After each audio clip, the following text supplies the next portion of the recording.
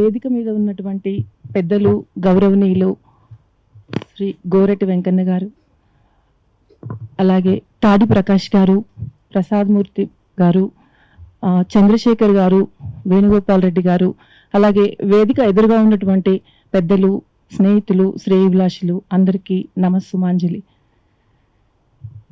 ఇంతమంది గొప్పవాళ్ల మధ్య నన్ను మాట్లాడమని చెప్పడం నా గొప్పతనంగా నేను భావించలేదు. కానీ ముఖ్యంగా ఈ మధ్యకాలంలో నేను చేసినటువంటి 45 మంది ప్లస్ 55 మంది 100 మంది స్త్రీల ప్రయాణాలకు సంబంధించినటువంటి 2 పుస్తకాలకి ఎడిటింగ్ చేయడం వల్ల ఆ ప్రయత్నానికి నాకు దొరికినటువంటి చిన్న గుర్తింపుగా మాత్రమే నేను భావిస్తున్నాను. కుమార్ గారు రష్యా నుంచి ప్రేమతో అని తీసుకొచ్చినటువంటి పుస్తకం ఆవిష్కరణలో ఇలా మీతో 4 మాటలు మాట్లాడడం అనేది నాకు చాలా సంతోషంగా అనిపిస్తుంది. థ్యాంక్ యూ కుమార్ గారు ఫర్ ది గ్రేట్ ఆపర్చునిటీ.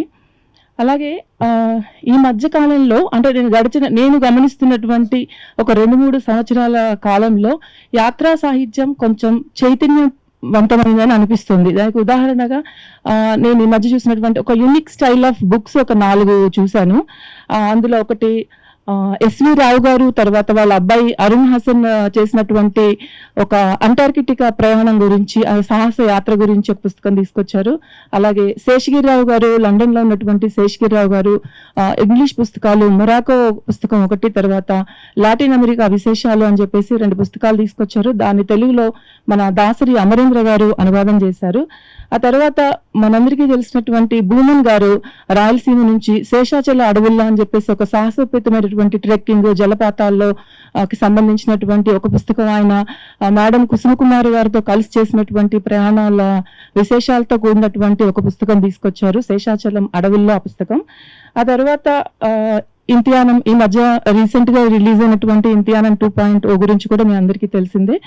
ఇప్పుడు ఇవాళ కుమార్ గారి రష్యాతో ప్రేమతో పుస్తకం. ఇవన్నీ చూస్తుంటే చాలా అంటే ఇది కదా అసలు రావాల్సింది. యాత్రా సాహిత్యంలో ఇంత పురోగతి చూస్తుంటే చాలా ఇది ప్రత్యేకమైనటువంటి సందర్భం అనిపిస్తుంది. చాలా సంతోషంగా కూడా అనిపిస్తుంది నాకు. ప్రయాణాలు చేయడం ఒక రకమైనటువంటి ఆనందం, అనుభూతి అయితే వాటిని డాక్యుమెంట్ చేయడం అనేది చాలా అవసరం అని నేను అనుకుంటాను. అంటే అది ప్రయాణం చేయడం ఒక ఎత్తు అయితే దాన్ని పుస్తకంలాగా తీసుకురావడం అనేది అంత ఈజీ కాదు, చిన్న కథ కాదు, చిన్న కష్టం కాదు అని అనిపిస్తూ ఉంటుంది నాకు. ఎట్ ద సేమ్ టైం ఆ పుస్తకాన్ని ఎంత కష్టపడి మనము ప్రయాణాలు చేస్తాము, తర్వాత పుస్తకం తీసుకొస్తాము, మళ్ళీ దాన్ని చేతుల్లో పట్టి చూసుకున్నప్పుడు ఏదో చిన్న బేబీని తీసుకొచ్చినట్టుగానో మన మనసు అంతా ఇలా ఆకాశంలో ఎగురుతున్న పక్షిలాగా హాయిగా అనిపిస్తుంది అలా మనం మన చేతుల్లో ఒక పుస్తకాన్ని తీసుకొచ్చినప్పుడు. అలాగే కుమార్ గారు నాకు ఒక 4 రోజుల క్రితం ఈ పుస్తకాన్ని PDF పంపించారు. PDF చూడగానే, ఫొటోస్ చూడగానే లేఅవుట్ చాలా బాగుంది, చాలా అందంగా ఉంది అని అనుకున్నాను. ఆయన 2017లో ప్లాన్ చేసుకున్నారట ఫ్రెండ్స్ తో కలిసి ఈ ట్రిప్ వెళ్ళాలి అని చెప్పేసి. 2018లో ఆయన శంషాబాద్ ఎయిర్పోర్ట్ లో ఎక్కినప్పటి నుంచి మళ్ళీ తిరిగి వచ్చిందాకా ఆయన అన్ని విశేషాలు చాలా అద్భుతంగా రాశారు. అసలు ఆ పుస్తకం అది చదువుతూ ఉంటే ఏదో పర్సనల్ డైరీ చదువుతున్నటువంటి ఆసక్తిగా అనిపించింది. అక్కడ ఆయన ఎలా ఫీల్ అయ్యారు, ఆయన అనుభూతులు, అనుభవాలు, తర్వాత అదంతా అక్షరబద్ధం చేసిన తీరు చాలా బాగుంది. అలాగే ఈ ట్రావెల్ లో కుమార్ గారు ఒక చోట అంటారు, అది బాగా టచ్ లైన్స్ అన్నమాట. అవి టాల్స్టాయ్ ఇంటికి వెళ్ళినప్పుడు ఆ ఇల్లు, ఆ పరిసరాలు, ఆ తిరుగాడిన ప్రదేశాలు చూసినప్పుడు ఏదో మానసిక బాధ నన్ను వెంటాడింది అని అంటారు.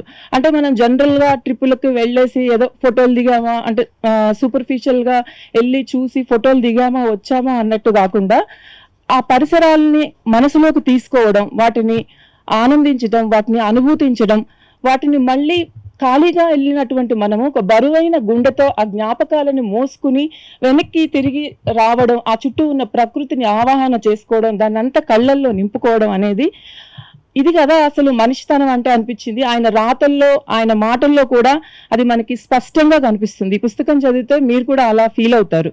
Lenin, Stalin, Marx, Zhukovich, Yuri Gagarin వీళ్ళందరి గురించి చదువుతున్నప్పుడు నాకు ఏమనిపించింది అంటే నేను అక్కడ ఉన్నానేమో, వాళ్ళ స్పర్శ నేను తీసుకుంటున్నానేమో, వాళ్ళని స్పృశిస్తున్నానేమో అన్నట్టు కొన్నిసార్లు బాగా ఎమోషనల్ అయినప్పుడు కొంచెం కళ్ళు మసకబారినట్టు కూడా నాకు అనిపించింది.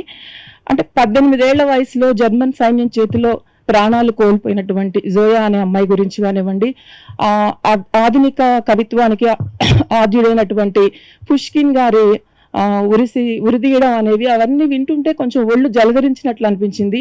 అలాగే మన వజ్రం అక్కడ ఉంది అన్న విషయం నేను నాకు పుస్తకం చదివిన దాకా నాకు తెలియదు, అది కొంచెం బాధగా అనిపించింది. At the same time Taj Mahal hotel కూడా అక్కడ ఉంది అనేసరికి కొంచెం గర్వంగా కూడా అనిపించింది. కుమార్ గారు రష్యన్ సాహిత్యాన్ని తెలుగు పాఠకులకి అనువాద రూపంలో ఎలా చేరవేస్తున్నారో మనందరం చూస్తూనే ఉన్నాం.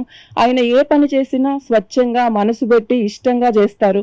సో అలాగే ఆయన మరిన్ని ప్రయాణాలు చేయాలని, అలాగే మరిన్ని పుస్తకాలు తీసుకురావాలని, ఈ పుస్తకంలో భాగస్వామి అయినటువంటి ఆయన ప్రత్యక్షంగా కనిపిస్తున్నారు, శారద గారు పరోక్షంగా కనిపిస్తున్నారు. సో శారద గారికి కూడా మన అందరి తరఫున ధన్యవాదాలు చెప్తూ థ్యాంక్ యూ సో మచ్.